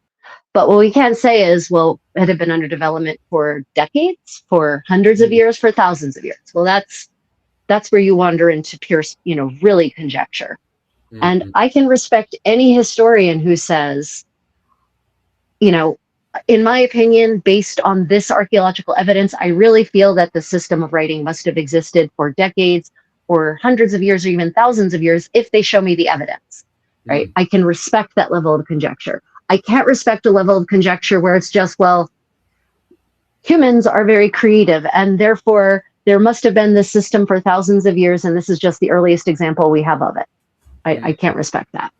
Yeah, yeah. Yeah, you guys are looking for the definition of the Irish. The problem with that is that, as we were saying there, the surviving texts that we're having don't start to appear until 800 AD. So we're working with interpretations from 800 AD. Also, on top of that as well, when looking at this, remember these are monks that are looking at things from a Roman Christian perspective as well. So just keep that in mind. But in the text, they define themselves ethnically as the Gaels in the Annals of Ulster, and then you have people living in the southeast of the island, and they're defined as the Gaul Gael, the foreign Irish. So anyone around those city areas are defined as foreign Irish. Around the 19th, 20th century, people would look at the word foreign Irish and just assume they were all Scandinavians. They were looking at it from a very nationalist perspective of the Irish versus the Norwegians. The problem I have with that interpretation, and also Claire Downham has with that interpretation as well, Dr. Claire Downham from the University of Liverpool, is the fact that there's already a word for Norwegians, which is the men of Luckland, the Far of Luckland. And Luckland in Irish is Norway, so it's the Norwegians. So there's already a word that defines Norwegians in 800 AD, the ninth century. Right. Then you also have that word as well, as pointed out, is Gaul Gael. Also, what's very, very interesting, I'm not linguistic, by the way, I don't specialize in Old Irish, but what I find very interesting as well about the term Gaul Gael is the fact that it has Gaul in there. and it's got Gael in there. So Gael is easily Irish, but Gaul is very, very interesting. Is from an Irish perspective, it means foreigner, but from a Roman Right. Latin perspective, that means where modern day France is, right? So Yeah. why is the Yeah. word France being applied to foreigners? Right. Also, on top of that as well, it makes you wonder what is the connection when this word was being put together as foreign Irish, because foreign Irish as well is most of the time, especially at the very start, it's mostly the merchants and also the war, the mercenary warrior class. So the proper warriors within Irish society, even if they are born ethnically as Irish, are branded as Gaul, Gael, people who are kind of disconnected from the king group system in Ireland. So Right. it makes you wonder, like, what really, when they say foreign Irish, how do you go into the category of foreign Irish, and how do people kind of bleed into, kind of blur into from their own society, blur into the Gaul Gael society as well. Later on, that Gaul part as well just completely disappears, and it's Right. just it becomes kind of Gaul as in GAL, and that gets applied to the Normans when they come over. They're not referred later on, way later on, and it makes it easier for modern historians these days. They call them Old English because around the early modern period, they go from being referred to as foreigner to Old English because they're just Right. called in Irish GAL, and that directly Hmm. translates to foreign. It's just foreign. I mean, But it they makes define sense. the English. Yeah, go on. It makes sense for the French, for people from France to be called that anyway. Oh, yeah, um, that's true. because like you said, Gaul, Mm, um, Gallica was the Roman province that was France, basically. mm, So at least that makes sense. But for it to be the word for foreigner before that is yeah, interesting. yeah. Do, do, do, do. Yeah. So anyway, back to the topic of the Odyssey. One of the one one of the interesting things that some people have brought up is that Matt Damon is this he plays Odysseus, Mm. and he's as pale as the driven snow despite having been on the ocean for 10 years. Oh, yeah. But yeah, right. Like, why are you so pale? You Mm. should have you should have liver spots from being in the sun so much at this point. Um, and I actually like Matt Damon as an actor. Um, Yeah, and, I don't blame uh, any of the actors or yeah, whatsoever for this. 100%, it's wherever his strings is happening in the bigger picture. uh, I just I there were so many better choices that could have been made in so many levels. Some people are saying, this is a movie you need to see in the theater, and I'm thinking, I don't think so. I Mm. think I'll wait until it comes out for streaming, and I'll make sure I have a sewing project to help keep me awake through all of the long action sequences. And maybe it looks like the kind of movie, like you were saying, that might be angling for some kind of Oscar recognition, especially the filmography.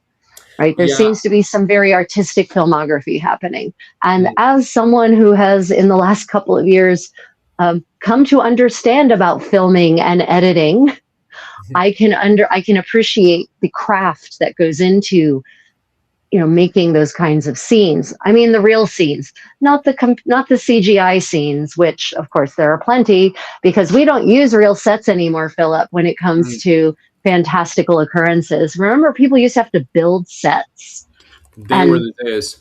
yeah, right. And there were actual, like, rock looking things that the actors could lean on, Mm. and that people were costumes, like monsters actually had to have, like, be built as animatronics, or they had to be costumed people. Oh God, I miss those days so much, so much. Mm. I'm actually I quickly looking that up. Why has it gone so grey and stuff? But I don't think. I love how Christopher Nolan is blamed for everything going gritty and grey, and it's literally great. What was it called? Christopher Nolan that we're talking about right now. because his trilogy of movies were the first movies to start pulling Hollywood over to more of the colors. Is it to save costs? Is that why it's gone so cheap? Oh no, that's I mean, I can guarantee you if you looked at the original prints, oh, they probably don't Mm, print film anymore. If you looked at the original footage, mm, if you looked at the original footage that they filmed, it's probably bright, yeah, especially if they actually filmed in the Mediterranean. It's probably bright, it's probably colorful. They color graded it, is what they yeah, did. They color graded it so that it wouldn't be that way anymore. And yeah. and that's again, that's trying to evoke an emotion from your audience. But that is not, Christopher Nolan didn't start that. That started with dark fantasy in the late 70s and 80s. Mm, Like, think of Excalibur. yeah. Excalibur is the movie. Excalibur is dark as hell. Mm, Everything is dark. It's so dark. But you can't actually film in that kind of light, because if you film when it's dark, the camera won't pick it up really. mm, So they had to actually take it down. They had to grade it down to make it that dark. That's when this whole thing started, when we wanted movies to be gritty and so-called realistic. mm, And the idea started to be that they could use the gradation to evoke a psychological response in their audience. mm, So that's not, Christopher Nolan didn't innovate that at all. mm. I mean, hell, freaking Braveheart was like that. I Yeah, mean, but it I mean, wasn't yes, as. Scotland can be a little dark and gray. I've Mm. spent a lot of time in Scotland, so I concur. Statistically, it's a possibility. But even still, come on, the sun comes out sometimes. Yeah, but the stars seems to have gone more and more dark and grey. And we talk about this for bloody every movie that's coming out now that's medieval, where the style is to make it in Hollywood, to make it more and more gritty and more darker. And that's why I think more and more Americans who are into history do not turn anymore to Hollywood, that they're turning more and more to Europe when it comes down Yeah, to making a movie that's more realistic, but at the yeah. same time, how do you go about trying to make it as cheap and affordable as possible? Because I think the problem may be down to the fact that we don't have the massive budgets that we had back in 1984. I think 1984 was like the peak of budget making, perhaps, and we don't have the same finances that we once have. Maybe that could be a problem. I think part of, yeah, and I think part of the problem is that now they're relying so much on CGI, which is Mm, actually expensive. This is the part yeah. people don't realize. CGI is not Yeah. inexpensive. Mm, It actually costs a lot to do that. mm, And because you have to film in a certain way. It's you can't, you don't just have the actors. Of course, now they're probably, now God knows, with the latest generation of software, who knows. But it used to be, until relatively recently, that CGIs were expensive. Quality ones were very expensive. mm, So in a certain way, it was a question, I think it was less a question of finance and more a question of what they thought audiences would want, mm, right? And that they could use CGI to create action sequences in particular mm, that would have been harder to create with real sets and real people and real costumes and real and practical effects. So, but what that means is, Philip, in my opinion, movies have wandered away from storytelling yeah. to just being CGI spectacle. That's it. It's just Yeah, spectacle.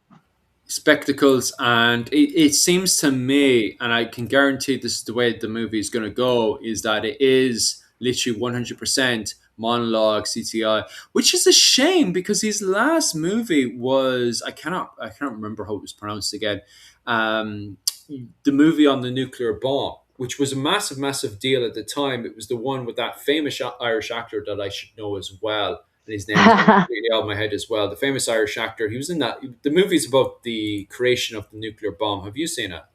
Oh, you mean damn it, Offenbach. No, it's not Yes, called that's that. one. Yeah, something on But those lines. was it called Offenbach? But it's about him, Yeah. Offenbacher. Um, Oppenheimer. Sorry, Oppenheimer. So Yes, I'm that's from. the one. I lived in Frankfurt, Germany, and Oppenheim and Offenbach were very near to where I lived. And yeah, so Oppenheimer. Right. Yes, Yeah, that's the movie. Oppenheimer. Yep. Yeah, this is another reason why people are very shocked that it's not to the same standard. But Christopher Nolan is insanely good at modern, or at least early modern movies. I don't think, like, looking at what he has here. I don't know. I'm to be honest with you, I'm still very, very disappointed. Like, why couldn't he apply that kind of same historical standard to the Odyssey? And I think a lot of people are thinking that as well, especially when you look at that movie. Have You you know, I seen that think movie? Oppenheimer. No, because I know I don't. I know the history. I don't. Sure. It's depressing. It makes me so sad for humanity, and it makes me particularly not proud of the United States. So I didn't feel the need to see it. I'm good. I'm good. Killian Murphy. Uh, I should have known Killian Murphy. Bloody hell, he was only up the road from myself. oh, Um, Killian Murphy. Yeah, Right. yeah. Because I Yes. grew up Yeah. in Mallow, so he was only up the road from myself. And Jonathan Rhys Myers, I actually met Jonathan Rhys Myers. A lot of people have bad experiences with Jonathan Rhys Myers. Jonathan Rhys Myers was the nicest person on the planet to me and my mother when I was growing up.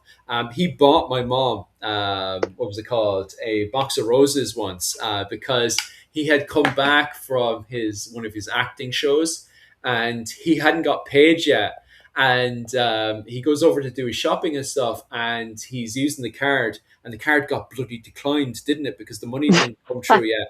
And my Poor mom man. very quickly sorted him out and he was so relieved when my mom sorted him out there and then the relief on his face was wild. And Nice. he came back the following night and what was it? John T. Reese Myers was over the moon, and he had a bottle of wine for my mother and a big whole load of roses, and he thanked my mother so much for sorting him out with the shopping and stuff. So Nice. a lot of people say really nasty things about John T. Reese Myers, but God, he was to me and my mom, he was the nicest person on the planet, to be honest with you. So I wouldn't have anything bad said about John T. Reese Myers. He got Nice. famous on that TV show, The Tudors, and that was just before then. What did And he play on the Tudors? I honestly, I only saw one mm, episode and not even he a was whole play- episode. he was playing Henry VIII, the young Oh, Henry VIII. okay. Yeah, Then I know who he is. Yeah, he's yeah, hot. He definitely yeah. was too hot to be Henry VIII. He was meant to be. He was hired to play, and I think originally it was only meant to last a year. I didn't think. I don't think John Therese Myers knew it was going to be that successful, but he was only supposed to play Henry VIII during the divorce. You know, when they were just divorcing each other. Right, right, And right, the right. show Yeah, was meant to show, hey, look, Henry VIII, he was not fat and ugly when he was divorcing his first wife. He was actually stunning. But then through the actions of what happens that year, that's what such as the accident and various other stuff that was going on. That's when yeah. he puts on the big bulky weight and stuff. And that's what the story was meant to originally tell. And that's why you had all these women falling over themselves to try to get into his bed at nighttime was because of the way he behaved and the way he looked. And that's the story it was trying to tell. And I think no, the clothing was terrible. I think everyone agrees the clothing was absolutely terrible. Oh, it was God, it was But awful. yeah. But he did such a good job at expressing why people were falling over themselves to be in Henry VIII's bed. Now the problem came in because what happened then is that the show got popular and then they Right, had to tell the whole story of Henry VIII. And so, like, even when he's old, he's meant to be old and fat, and you've got this young actor with loads of makeup on trying to play an old fat man, and it right. doesn't click the way the Doesn't it first doesn't season no, does. it did Yeah, not. I mean, but honestly, so I've seen portraits of Henry as a young man. Killian is still too, or sorry, not John, Killian. What's his name? Johnson, yeah, The, John Rhys Meyers. yeah, Johnny Boy is still too hot for Henry. I mean, Henry was handsome, but he wasn't Johnny Boy hot. I just Yeah, sorry. that's very true. I remember as well when he was trying to do the English accent because Oh Jonathan's got God. a super thick Mallow accent, and he would have times where his voice would crack. And he knew that himself. Oh Like my he was trying God. to keep a very London English accent for the whole thing, Right. and he was there with his actual natural Mallow accent, and God, he had troubles. Like he found it easier later on when he was doing the American accents and stuff Yeah, because it's trying to do closer, right? yeah, American is English is closer to Irish English than your sort of hoit posh London accent is. yeah. Oh, he found that so difficult to do. And then it was easier then when he went over to the States. and took on that American accent and stuff. Who else? There's a few other Irish actors who are really good at taking on American accents when they get over to the I mean, States. there's some Irish actors. I'm trying to think. Of course, I can't think of any of them offhand, but Hmm. in Sooth, there are Irish actors that I didn't realize were Irish Yeah, until I saw them in an interview where they spoke like they normally speak. So it's yeah, wild. that is pretty crazy. Watch Mm-mm. him in August Rush. Okay, I'll take that. I'll take that recommendation. What movie is that one? August Rush. I haven't heard I that one. don't know, but I'll take the rec. Oh, actually, accents brings me back to the Odyssey. So Yes. apparently, the actors are speaking with very pronounced American accents. Oh. I haven't I haven't actually heard it yet, so I don't know how pronounced. But Mm, I did. One comment said something about a Bostonian accent, and mm. I pray to God that's not true. Please Yeah. don't let Matt Damon be speaking with a Boston accent. No, no Beantown accent for Matt Damon, Oh. please. I that will that will trigger me almost more than them wearing 3D printed pseudo Roman armor. Just Oh a God. Boston But if accent.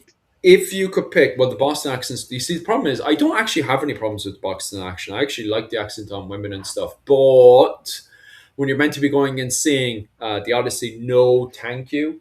Yeah, it's If just you could, go on. it's too regional. It's just too, it's Yeah. not like there's nothing wrong with a Boston accent. Go pack the cat. Like I don't, Mm. but it's too regional. Mm. Like a general American newscaster accent, fine, no problem. But if you're getting it, like it would be like Agamemnon speaking, like talking like he's from somewhere in Alabama, right? Mm. Like it's just that's going to throw me off. I mean, it would be the same if Odysseus were speaking with a Yorkshire accent, Yeah. right? Like I couldn't handle that either. It's not Well, this these this really is regional accents. this is the problem I have with the BBC though, is that anytime the BBC tries to put together any Roman TV shows, they all British, talk with a big thick British accent. they We do. British people shall go and civilize the planet, and I'm like, okay, we a little biased BBC. What's going on here, BBC? We're trying to civilize the locals. Is that with guns? So like, what's going on there? Like elephant guns, those big elephant guns Yes, yes, running yes, yes. around trying to civilize the Gaulish people. And the Gaulish people are all dressed like the Zulus. Like, what's going on Right. here? It Like, was, it was heavy-handed metaphors. Yeah, I don't actually mind. I do think it's fascinating how people feel like historical ancient movies set in the ancient world, so not in an English speaking place at all. yeah, Jews tend to get up in arms if they aren't speaking with a British accent, if yeah, they're speaking with an American accent, because I mean it's both are equally accurate yeah. for or shall we say equally inaccurate Mm, for the Bronze Age in the Aegean. Whether but but I object to deeply regional accents where mm, it's severely local, severely iconic of a very particular part of the English speaking world. That's mm. distracting. Yeah, That's it that's is. why we have newscaster accents, right? In Hollywood you used to get elocution lessons. Did you know that? Like in the golden era of Hollywood, actors, and actresses were actually given like daily elocution classes, lessons in order to all speak with that very particular accent and inflection in Oh, I which believe that. all of the Hollywood stars spoke back in the 30s, 40s, and even into the 50s. They don't call it a golden age for no reason. Right. There was that standard that there. I think you can. Okay, you can correct me on this one, but that standard still exists in New York, doesn't it? Or is it gone? Gone? the Do you mean what? Do you mean the newscaster accent? I Well, mean, those lessons and stuff for the oh no, no actors. one gets. I don't think anyone Yeah. gets elocution lessons Oh no. anymore. I don't even know if that's a possibility. Yeah. Because I No, know no, they no. still do it in Those days are London for gone. their place. No, those days are done long, long ago. About the same time, they stopped expecting all actors to be able to sing and dance as well as Oh, act. It's kind of that all it all went out. I think it probably all went out the window in the '60s. Probably when about the time that almost everything went out the window culturally. oh no, it's terrible. And where was I? Oh, I just wanted to quickly jump over to what was it called? Performance again. Jonathan, what's is he meant to have a Chicago accent in that movie you're talking about there? And is the Chicago accent any good? And then what else do we Oof. have? So Oh yeah, there was Chicago, like imagine Al Capone. That's a Chicago accent. yeah. it's Um, it's pretty hard. Yeah, I'm trying to because of the fact that to me now, you guys can bite my head off. I don't mind, but to me, Chicago is so close to New York and Mm, Boston. I can tell the difference between the Boston accent. I yeah. can tell the difference between the Boston accent, but for me, Chicago and that entire Chicago, Detroit, and that whole entire area there. If somebody from Chicago and Detroit or New York came up to me and started talking about I couldn't. I'm sorry, guys. I'm so sorry, but I couldn't. I wouldn't be able to tell the difference. I would for Boston because Boston is so unique in itself. But that whole river area that the New York is on. What's that river called? I'm sorry for being so ignorant. What's the river called? That's The between river near which of those cities? going between Chicago over to New York. That No, whole no, there's no river. There's Great Lakes. Great Lakes. Oh yeah. Okay, Roger. What's that Great Lake called? There's Lake Michigan. Oh Yeah. right. Did you That's get on the horn with? Yeah. Yeah. But you're frozen. Well, tell them it's frozen again right now. The minute count would be 1 minute 45, 1 hour 45 seconds. It's for Frozen again on my channel. So yeah, how Lake can it be? Michigan. Chicago is on Lake Michigan. Mm, mm, mm, And mm. yes, all of the Great Lakes are interconnected. So you're not entirely wrong, but yeah, there's not a river that flows east west from Chicago Oh, to. Roger, Roger, Roger. Yeah, my American geography at times is That's absolutely okay. diabolical. Most American geography is terrible too. So really, please do not apologize. Most Americans couldn't tell you name one Mm, river in Ireland at all. So and Ireland's a small country, so they couldn't mm. even name one river in Ireland. So don't feel badly. It's okay. No, I try to learn it because American history is absolutely interesting. I do find the most interesting part is the very, very early settling. Just because I'm more into obviously just that transformation point going from the Renaissance into the early modern. Right. So I do find, especially the whole area around New York, around Sleepy Hollow and stuff, I always find that super exciting and stuff. But then I apologize again The as it goes Catskills. later. The Yeah, Catskills. Yeah. yeah. But I do apologize. The later it goes on, the more bored I start to get. Like I find Sleepy Hollow really fun, especially when you've got your man, the headless horseman, running about and stuff. I think that's all fun, and it's got its own little quirky feel to it. But I think after that, I do start to get a little bit bored ish. I mean, Sleepy Hollow is not history. You know that, right? It's a Is it story not? by Washington Irving. No, it's not history. Sorry. Mm, It's a story. It's a fantasy horror story by Washington Irving. mm, mm, It mm. it might there might be it might be based on a local legend, but it's not real. Hurting my feelings. Stop, Rachel. um, Ireland has rivers, yes, and they're really, really, really important to Yes, Irish history. they They're are. super important because why are they so important? Just as we're going into the High Middle Ages, the Irish get more dependent on rivers than they do on roads. So the Yep. Irish at the very start of it, and this is that I'm going to actually have to give out to people about this one on my own channel, is that there's an idea that there's no chariots in Ireland in the early medieval period, and yet we have tons of literature. Ireland has roads. If you dig under the present roads, you'll find wooden roads that were put together during the early medieval period in Ireland. So during the Yep. Golden Age of Ireland, people were using roads. Now, what were they putting onto roads? Well, if you read the literature, it talks about chariots. But Mm. believe it or not, because there's no archaeological finds, there's finds of roads. We found loads of there's roads bloody found everywhere. These wooden roads that date to the the early medieval period, and yet we found no chariots. And yet they're in the literature. They even tell you all the pieces of a chariot in Irish that's unique to Irish Hmm. and not of a Greek or Latin influence, which is really important. And on top of that as well, they're in the effigies. So there's loads and loads of effigies of people on chariots, such as Flann Sinna, for example. It describes Flann Sinna going around in a chariot. And there's an effigy of Flann Sinna on a chariot declaring himself the King of Ireland. Actually, it's quite funny because in the source itself, it's Flann over Ireland, which we translate to what was it called? King of Ireland. But Mm. he literally just calls himself, I am Flann of all of Ireland. Like, he doesn't turn around and say, I am King of Ireland. He literally says, Flann Sinna calls himself Flann, I am king, I am ruler of Ireland. Like, so it's just weird how he titles himself like that. But Nice. regardless, he does it on a chariot going around Clonmacnoise, declaring himself Flann over Ireland. And he writes it in the main source as well, Flann over Ireland, which Right. is really, really awesome.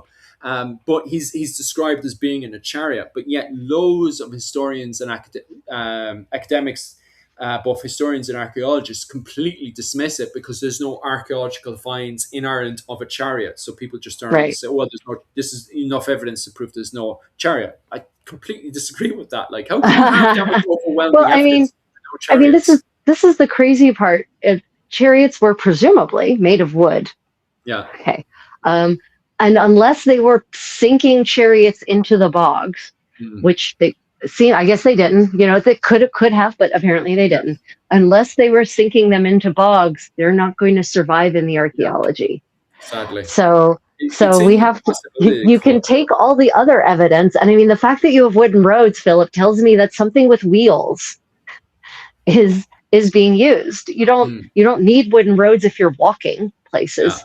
You don't need wooden roads if you're riding a horse places. You need wooden roads if you have wheeled vehicles. So I'm sorry, in my opinion, that's pretty strong evidence for chariots in ancient Ireland. Oh, yeah. But by the time you get into the High Middle Ages, then they switch from roads to using the rivers. So the rivers are used for everything.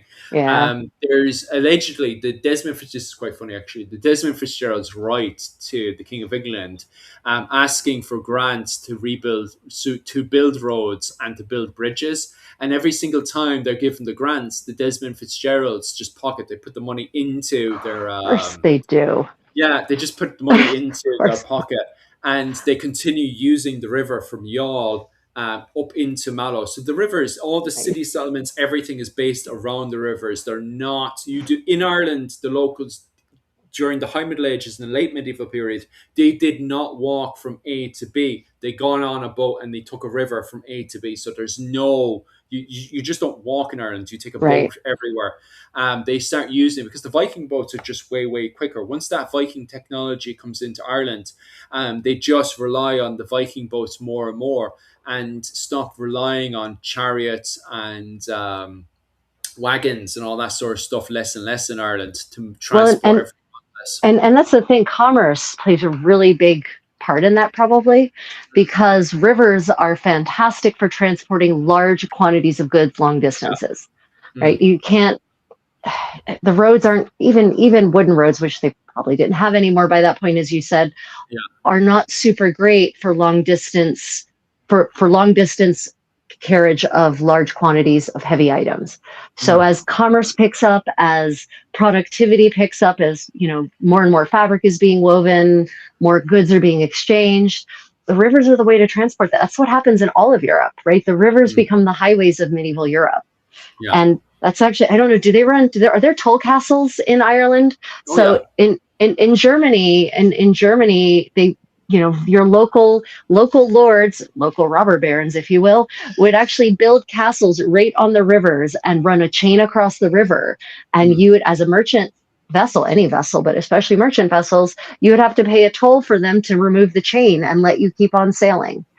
So the Rhine, that's why everyone's like, oh, those romantic castles on the Main and the Rhine River. But actually, it's just proto-capitalism. It's just, that's actually wrong. It's not capitalism. It's a specific kind of free market economy. It's just the free market. Oh, it leads that. that leads to some of the biggest battles in medieval Ireland, which right now gets massively ignored in the pop history side of things. Oh, interesting. The siege of Limerick, for example, there's so many sieges of Limerick, and every single one of them are so bloody and violent. And that is literally the River Shannon, which is producing an absolute fortune, which you'd be interested in as well because of its connection with the Iberian Sea. So all of the Spanish goods gets up to Limerick before it gets to Right. Galway or anywhere else, and it uses Oh, Shannon. And because of that, now the English don't focus on Limerick Castle, although it's called King John's Castle. It should be really called King John's Keep. But regardless, anyway, um, it's mostly revolved around the Bergs, the Fitzgeralds, and the O'Briens are constantly fighting over control of Limerick Castle. So it leads to some massive sieges during the period. And if you ever like type in Limerick Castle into Google search, you can see straight away right. thing is formidable. It is absolutely glorious. But even that curtain wall, even when it's constructed, this is absolute from an architect perspective is absolutely beautiful, but absolutely devastating at the same time. And it survived, like it's built around the Limerick Castle. Originally goes back to the Viking Age, where it's a fortified Hmm. settlement. But by the time you get up to the High Middle Ages, when the Bergs come in and they take it from, what happens eventually is that they have a marriage alliance with the O'Briens. That's how they end up occupying the castle. And from there, they turn it into King John's Castle, which is a stone fortification. And if you look online, the stone fortification is absolutely magnificent. But it ends up surviving all the way up to the end of the William Knight and Jacobite Wars in the 18th century. And what's crazy is the French refused to send the Irish they refused to send the Irish guns and finance to support this castle because they thought this castle would crumble and fall down. And it didn't. What was hilariously funny about this, and what was crazy, is the French could have actually won the entire war and liberated Ireland if they had supported the Irish, because the Irish forced the British into another stalemate at Limerick Castle. Limerick Castle is never fully captured by the English. It always goes from stalemate to stalemate to stalemate, even Right. in the 1700s, which blows people's minds because this is a medieval castle from the 13th century, the fortification that stands today. So, yeah, those castles play a huge role in Ireland and its history. Yeah, castles. It's funny what people, a lot of, especially Americans who don't get to have the privilege of just wandering through their local castle on a regular basis, right? There's a lot of misconceptions about the functions of castles. Yeah. There people. I think a lot of people, especially, confuse castles with palaces, and a lot of, contrary to popular belief, medieval castles especially don't have lots of interior space generally. Mm. They're not, they generally don't have massive great halls. Like there's a great hall, but it's not massive. Mm. And so castles generally have some very key functions. One is defense, one is economics. In the case of these tall castles. But if you ever wander down the Mosel River in Germany, or the Rhine River, or the Main River, or the Danube, the Donau, the Danube, and you just admire all of these castles, just remember that most of them are there to collect tolls for merchant vessels. Yeah. So, Oh, right. We'll start to finish up there because I have to yep. fly over to Yep. kickboxing class later. Nope. I've got a meeting actually for those who have been following my historical Hanbo research. Dr. Minji Kim is back in town, and we're meeting for lunch today. So I'm excited to catch up with her and exchange new research and ideas about late medieval, early modern Korean clothing. So Nice. that should be good. And will you be putting any of that onto your YouTube or Patreon or anything like that? Oh yeah. So for those who want access to my research on historical Korean clothing, that is something I'm reserving right now for my patrons and my channel members and my subscribers on Facebook. So if you would like to see videos and pictures from me actually examining historical Korean clothing firsthand, then you have to become a patron, or a channel subscriber, or a channel member or Facebook subscriber. The people who get the most access to extra content, though, including ad-free videos, are my patrons on Patreon. And also, Philip, this is something a lot of people don't know. Do you have channel membership also on YouTube or not? Yeah, I should do have channel membership. It should be Right. all set up and stuff. Right. Well, so YouTube takes a 30% cut It of does. channel memberships. Mm, mm, mm, And if people pay with Apple, then they take another 30% cut mm. because Apple Pay charges 30%, and YouTube just passes that on to the creator. So people, if you want to support Philip or me in our endeavors, Patreon is really the best way to make sure we get most of the money, because Mm. otherwise YouTube is collecting massive amounts of it. So yeah. So Yeah. please like and subscribe, everyone. I apologize for as always, the techno gremlins. We're going to be having a come to Jesus meeting with Restream, and it might be that Philip and I are going to have to go back to the old go live together Yeah. YouTube format, because we can't tolerate this, Philip. We cannot tolerate this kind of garbage Yeah. happening when we're doing these lives. So Yeah. yeah, thank you all for sticking with it in any case. If any of you had questions that we didn't answer, pop them in the comments when the video posts, not in the live chat here, but in the video comments, and we will get to them. Yeah. Of course. Otherwise, I myself have a bunch of things this weekend. Tomorrow, I have a live stream about medieval mental health treatments, mental health in the Middle Ages, with Dr. Johanna Dinsdale again. And then on Sunday, we will finally have our medieval cooking party that I haven't been able to do for 2 weeks because of various illness in our household. So join us for pomegranate chicken from Sicily. That seems a lot like pomegranate chicken recipes from the Middle East, and from the Arab nations in that era, and also fezanjan from Iran, from Persia. So, Philip, what do you have going on? I am over on Patreon. I'm back. Actually, I take that back. Actually, it will be Saturday night for you guys. So on Saturday night for you guys, I am back with the lads from Clans and Dynasties, and also with Dr. Owen O'Neill, where we will be covering the Irish clans and the marriages between the old French lords, and also with the native Irish, the Gael. So definitely go and check us out on the weekend, on Saturday nights. And then on the Sunday night, head on over to my Patreon at Irish Medieval History, where I will be covering the change from the old kingship system in Ireland during the Scottish War of Independence into the more modern, well, the late medieval period, Taoiseach system in Ireland. So I've done a few shorts if you're interested in that, but I will basically be covering the main meat of it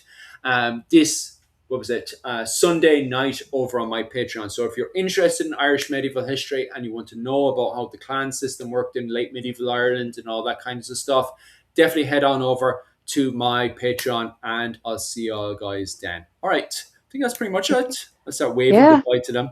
Yeah. Thank you for joining us, everyone. Thank you for tolerating the technical glitches. Hopefully, I will see you all at some point this weekend.